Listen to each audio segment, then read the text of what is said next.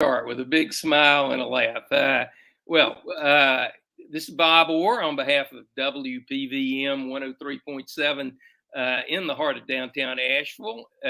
And today we're interviewing Carolyn Thompson, a candidate for the North Carolina Court of Appeals in this upcoming November election. And Carolyn, we're delighted to have you. Thanks for joining us. Thank And you.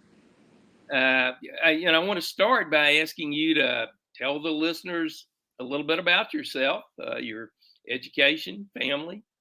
Yes, sir. Well, thank you again for this opportunity. My name is Carolyn Thompson. For background purposes of educational background, I graduated from Hampton University with a Bachelor of Arts degree in sociology, emphasis in criminal justice. North Carolina Central School of Law, where I obtained my Juris Doctorate. I have 2 years toward my master's in divinity because I'm also a licensed and ordained minister. For my family, I am married to First Sergeant John Thompson, retired military, but he's teaching JRTC and promising to retire this year. Year.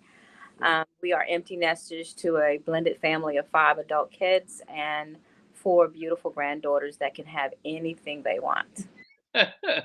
So in that context, you're one of those grandmas that Um, let them go. yeah, say grandma and we're going. Say nana and we're going to the store. Yes. Uh, you And think yeah. any of them going to be lawyers? No. Audrey wants to be a vet, and we're still trying to figure out what Tegan wants after she gets out of the phase of that movie where he says "Let it go, let it go." She's all into that right now. Frozen. So she's still in the stage of cartoons.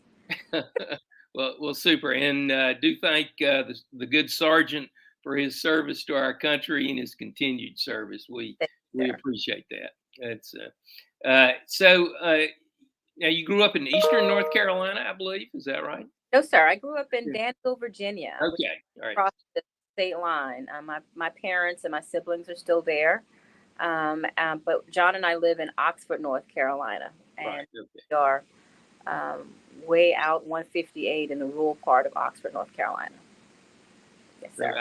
I have to put a offhand plug in for my good friend Mary Wills Bodie, who's running for the state senate, which includes part of all of Granville and part of Wake County. Yes, sir. She's running her heart out as we speak. Yes, she is. So now tell us about your legal experience after you graduated from Central Law School. Yes, sir. I opened up my own office, one of 2 female law firms in Henderson, North Carolina, in 1996. Brought in some other young female attorneys to kind of mentor them into private practice for a number of years. Stayed there until I took the bench as a district court judge. In 2008, I ran a really hard campaign, successfully won, got on the bench in 2009, stayed in district court judge position until 2018 when Governor Cooper appointed me to complete the term for Judge Hobgood, who had, of course, mandatory retirement at 72. So in April 2018, I took the bench in Superior Court, did the whole Superior Court circuit around the state as much as I could during that period of time, and then ran to keep it in 2018's election. And say a week before filing deadline, another Democrat filed, split the vote, and then we weren't having primaries, and so the Right, rest that was the unaffiliated. exactly. Yeah, yeah. Well, I know most people are going to be listening to this and not watching, but I always do my impression of Judge Robert Hobgood. Yes, You on the tip of the nose. always wore his glasses down on the tip of his nose. Yes, That and when slow. you stupid in his court, he would then give you the eyebrow over it. Like, yeah. Yeah. So tell us a little bit about what it was like being a district court judge. What type of cases did you review?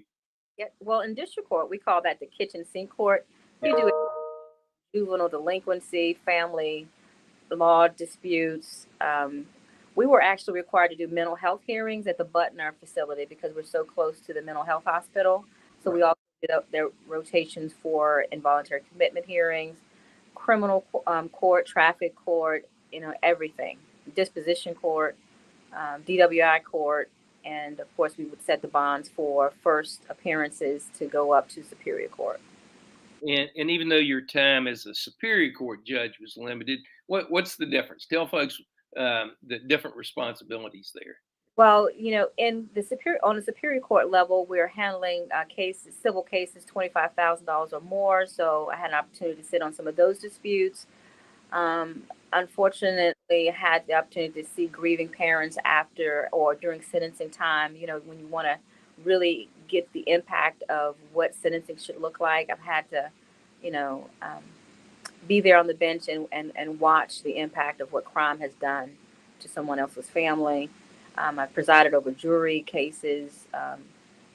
In Durham County, we had an opportunity to engage in lawsuits where this young lady had a dispute against the Duke lacrosse team, and she decided she wanted to sue everyone and anyone involved. And I was the judge that actually entered the gatekeeping order. So those kind of responsibilities I took on as a Superior Court judge. So, as I recall, Superior Court judges travel the entire, essentially eastern part of the state in a division. So you just don't hold court in your home county. That's correct. No, in fact, I don't think I had an opportunity to serve in my district, which is the 9th Judicial District covering Vance, Franklin Warren, Granville, and now Person counties. My rotation sent me right down the middle of the state while I was on the bench. So, did you anticipate when you came out of law school pursuing a judicial career, or did that just simply happen by the opportunity presenting itself? Well, I'm kind of geeky that way, Your Honor. I have a checklist. I have a 5-year plan, and it started in 6th grade. When you have that opportunity to write an essay, where do you want to be or who do you want to be? And Mrs. Adams' assignment was to write a 500-word essay about who do you want to be when you grow up, or what do you want to be. And I recall writing about wanting to be an attorney. Coming from a single parent home, watching mom struggle as a nurse. She went through nursing school, sometimes with me on her hip and some of the classmates babysitting me while she was, taking her classes. All of that fed me into knowing that there had to be something better for kids. And watching Perry Mason, if I could tell my age a little bit, I didn't really understand all of what he was doing, but he won every case. Yes, he did. I, that's who I want to be. I want to be that for kids who were suffering like we were.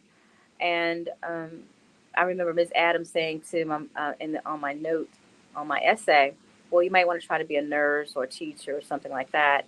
And to know my mom, who's a fireball, she took me right back up to the school and told Mrs. Adams to change it because her daughter could be anything she wanted to be. And the rest is history. This is the track that I've been on forever and a day, and that's where your passion is. Were there any individuals in North Carolina or even Virginia where you grew up that you looked to as role models or individuals that mentored you along the way? I come from a long line of strong women who, well, starting with my mother, if you haven't already been able to tell that, this woman doesn't believe in the word can't. And she believes you can fit a circle in a square. And with that backup, that support system, and seeing, so for example, in her day and time, should not have been able to open up her own little storefront to help we live by the railroad tracks, and the men will come in and get sandwiches from her. I mean, it's been a part of my legacy, if you will, to continue being a strong role model, even for my daughters and my grandchildren. So, what prompted you to run for the North Carolina Court of Appeals, which is, statewide race? It's a big challenge. It's a huge challenge, but it's a good challenge. It's one of those, if you will, good fights, good trouble, because you can't sit on 26 years of experience that I have and not want to be a part of the solution, not want to be a part of on the right side of history, if you will, when it comes to upholding our Constitution and making sure our laws are upheld. The very oath that I've taken a number of times as a district court judge, when your term is up, you get sworn in again and again. Right. So upholding the Constitution and the laws of your state, not inconsistent with those of the federal. That means a lot, and that's been at the core of my drive. And so, even though in 2018 I wasn't able to retain, I still remained active in my community, making sure I understood, what the issues are, and will continue to be for generations to come. So when this time came and Lucy made the announcement, Judge Inman made the announcement that she was not going to run to keep her seat, but run for the higher seat. It wasn't a decision that I made just quickly. I had to really go into my prayer closet about it because it's a huge race and it's a hard fought race. But then I came across a card that she wrote to me in 2018 when I lost, and she said, "Hey, girl, you've got more in you, and we're expecting better from you next go round." And I said, "Let's go, let's go." So this is the only open seat, and by that I mean there is not an incumbent. With Judge Inman choosing to run for the Supreme Court, that leaves her seat open. And how would you contrast yourself with your opponent? My campaign message is all about experience, being fair and impartial. Um, Not to speak on my opponent, I am the only candidate for this open seat with prior judicial experience, and I do believe trial experience. Um, that's important when you're handling these very serious issues that will come up for an appeal. And as I try to explain to people on the campaign trail, because most people don't really get what the North Carolina Court of Appeals is all about, and I say, look, the most powerful response you can make in the trial court level or in a courtroom where you feel like no one heard your legal argument, or it was heard incorrectly, that's I appeal, Your Honor. And that kind of helps them understand where it's going. And with my experience being on the bench, district court for almost over 10 years level, that time that I had on the bench, there's a level of discernment, there's a level of administrative, there's a level of balance that only comes with being a judge. And I think that's the distinguishing characteristic that I'm promoting. And so I take it those would be the qualities you think a good appellate judge would have. How about, you have to write a lot of opinions at the Court of Appeals. And Absolutely. Yes, sir. On any given day, well, on a district court level, especially when I was a DSS attorney, having to write orders for the judges to sign, or in some cases like family law, when you're drafting an equitable distribution order, you have the experience of coming up with your findings of fact. That can only come from having an opportunity to preside and hear all the evidence, take the temperature of the room, examine what the witnesses are saying and the manner in which they're saying it. So upon review on the record, having that background knowledge, I think will prove very important on this level of Court of Appeals. so tell us what you've been doing from a campaign standpoint. From my experience, it's difficult to raise money for judicial races. You're limited with issues. Uh, there's 7.4 million voters in the state of North Carolina. Um, what are you doing? And as a part of the Democratic Party ticket, are you doing coordinated events with others?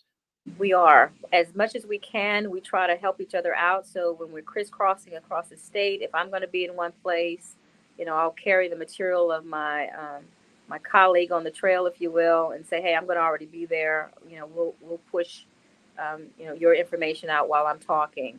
And that's important for us because it's 100 counties. And as much as we can, we're always talking to people, educating people about the importance of all of the judicial races, and making sure that you vote up and down the ballot and not just stop at the top, so we won't have a drop off like we did in 2020. Right. Spent a great deal of time on Zoom, kind of as a cluster of counties to get our face and our names out. But for the most part, we're on the road. We're traveling. And if I could just say, I go wherever Paula tells me to go.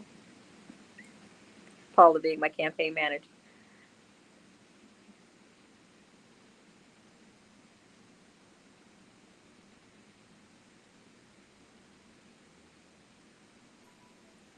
It looks like he's kind of frozen, doesn't it? Yeah, he's frozen. He might have to come back in. And I can edit this out, so it's not going to be a problem. Yes, ma'am.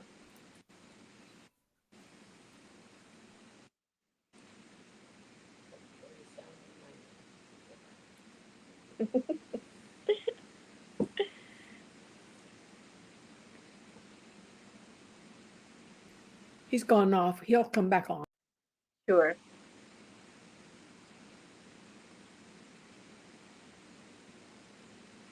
Meantime, thank you for your time. And it's very interesting listening to you. I like hearing your perspective. Oh, thank you. You're welcome.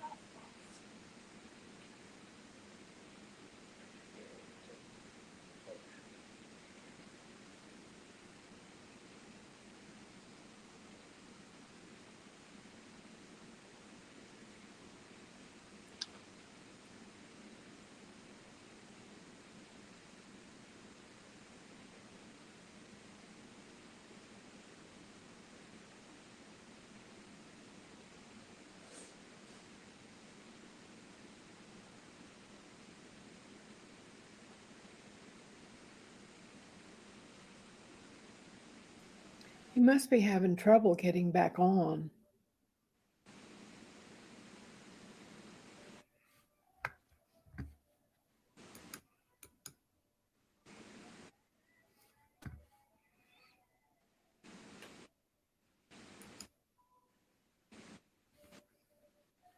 Will he call in? I just checked my email. I haven't gotten any email from him.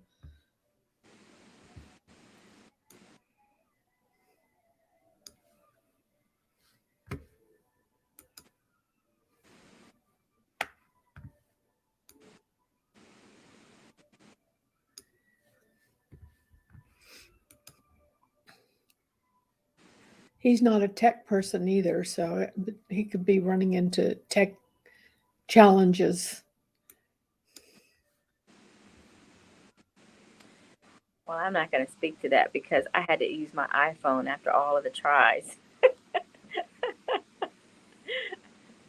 Yeah, virtual interviews are a wonderful thing when they work right. They make it very convenient, and you can have an interview with someone around the world. But there is a learning curve for sure in getting it set up and getting it working right, getting your audio right.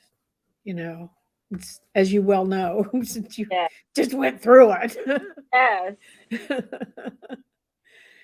Yeah, I enjoyed hearing your perspective as you were a sitting judge, hearing about the impact of crime on the victims, and that must be a difficult thing but a difficult and challenging thing, and I'm sure there's a great deal to learn from that experience. Yes. Yes.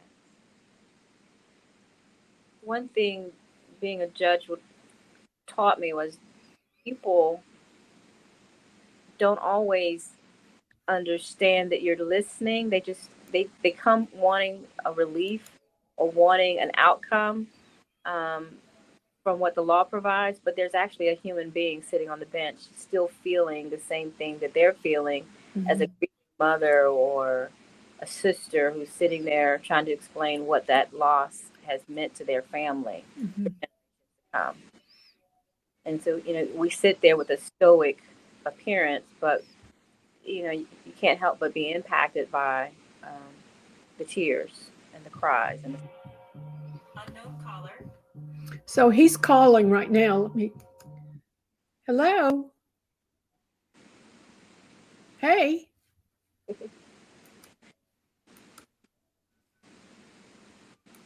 Hey.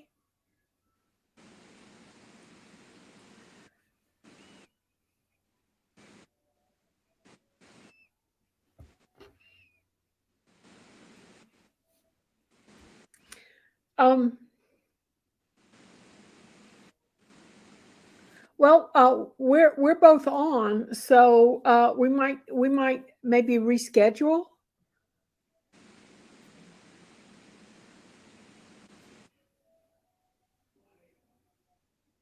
I know I had something similar earlier, and when I came to the office this morning, all of my systems had been. I had to re-sign into everything, and then I kept getting that message too that I didn't have an internet connection, so I had to reset everything on my end. Let,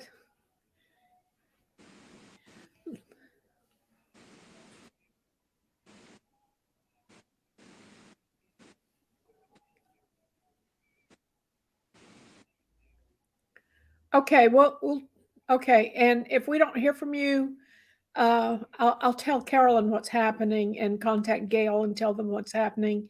And if you don't come back on, then I'll reschedule. All right. Bye. All right. So did you hear that conversation? Were you able to hear the conversation with him? Yes, ma'am, that he's having internet issues. Yeah. And so I'm going to give him about 5 minutes. He's going to shut his computer totally down and try again. And if he can't get on, then I'll reschedule this for Okay. us. Yes, ma'am. Do you anticipate rescheduling later on today or a whole different? Probably a different day, so that it's convenient for everyone, because you have 3 people having to meet up. So probably a later date. But I'm running these. So what I do is I separate the video from the audio, and I run the audio on the radio during drive time for the next few weeks up to.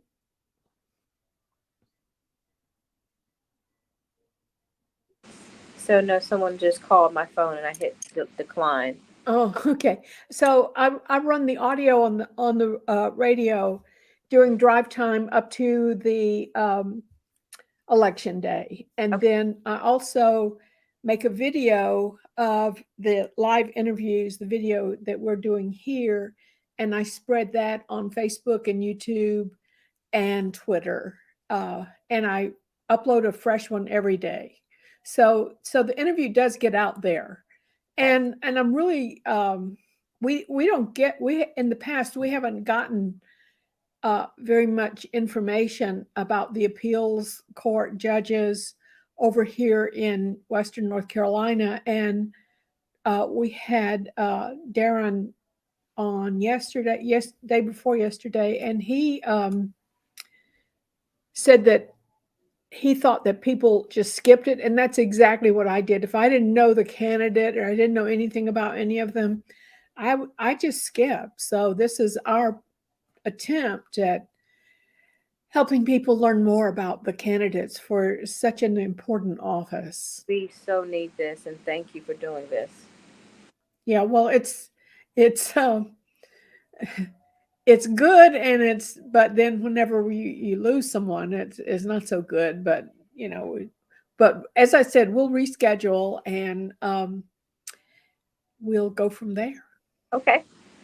Thank you so much. I appreciate this, and you'll just contact Paula, I guess, and Paula will coordinate the schedule. Yes, yeah, I'll contact Paula again, and we'll probably about maybe the same time next week. Okay. All right. Yes, ma'am. Thank you. Okay, thank you. Good to meet you. Very nice to meet you as well. Bye-bye. Bye-bye.